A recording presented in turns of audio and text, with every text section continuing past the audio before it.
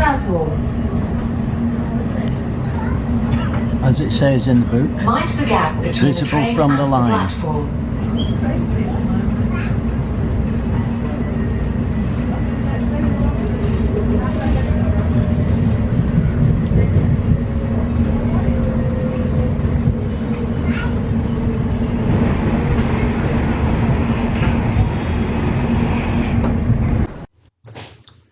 I thought I might have been able to make out the numbers of the 3 locos in the shed yard whilst I was videoing, but unfortunately I didn't.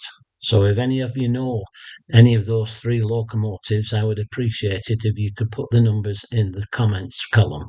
Thank you.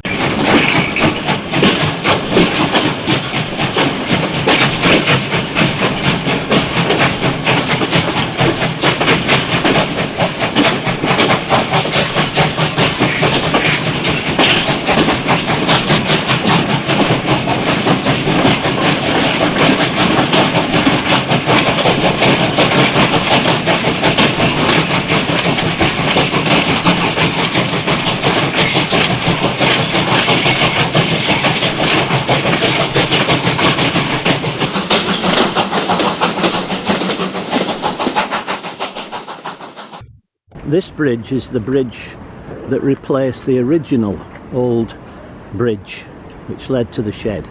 You can see in the distance there, that is the water tower and the coaling stage. And this station was not this long before, so it's been extended, hence the need for a new bridge as well, because there was a path there that led from that bridge down to the shed.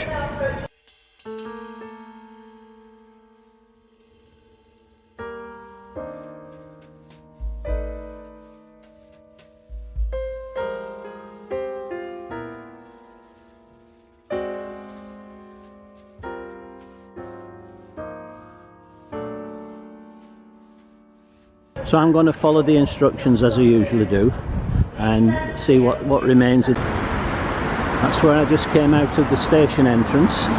So I'm outside Southall station now, and I'm going to turn right onto South Road, and then I've got to turn another right onto Park Avenue. So I'm on my travels now. So there's the sign for Park Avenue, and I'm just going to turn right here to follow the instructions for the shed. So this would have been the road that led to the bridge. There's the footbridge, see? So you'd have gone up the footbridge, cross halfway across, and then turn left onto the exit which takes you down to the shed. This is history in a photograph. This is Southall, much as it looks today, but you can see or you can feel the trepidation of the local spotters on the bridge there. They're waiting to see whether it's going to be possible to get down into the shed or not. This is the original bridge, and it's the official way of entering the locomotive depot. So the bridge went across, which has now been replaced. This was an offshoot from it that led you down to the shed. I've just spoken to a local who tells me that there's another way to get to the shed, and that's through a tunnel at the end of this road. So I'm going to take a look, see what it is. I did come here probably 5 years ago, and I couldn't get to the shed at all. I tried over on from the other side, which the shed is on, and I couldn't get there. Everything was being built on and stuff. So I'm very grateful to the old fella who's just told me how to get to the shed, because it is a heritage place, although it doesn't appear to be open to the public. As you saw, there were a few heritage locomotives when I came in.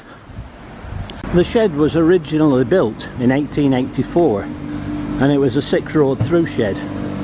But in 1953 it was rebuilt. It became an 8-road shed with 7 through roads.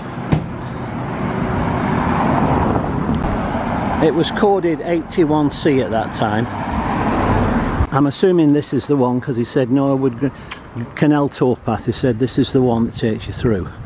So it's looking a bit dodgy. I don't know whether I like going down there or not, but what can you do? Anyway, I'm on the way now. Fingers crossed now.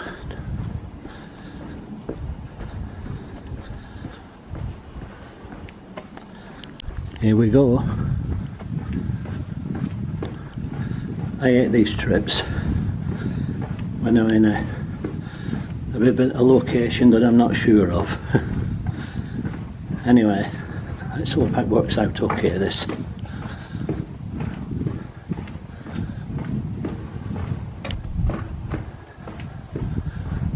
Well, I got through the tunnel okay, and it seems to be pretty quiet around here.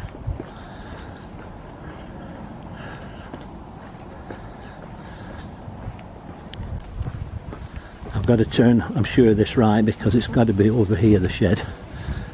I'm coming in from the back end of the shed now.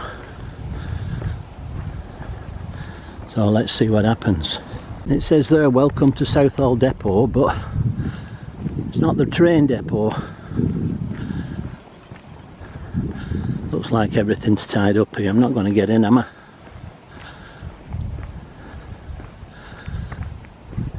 What a shame. I was looking forward to this shed as well. There it is, I can see it in the distance.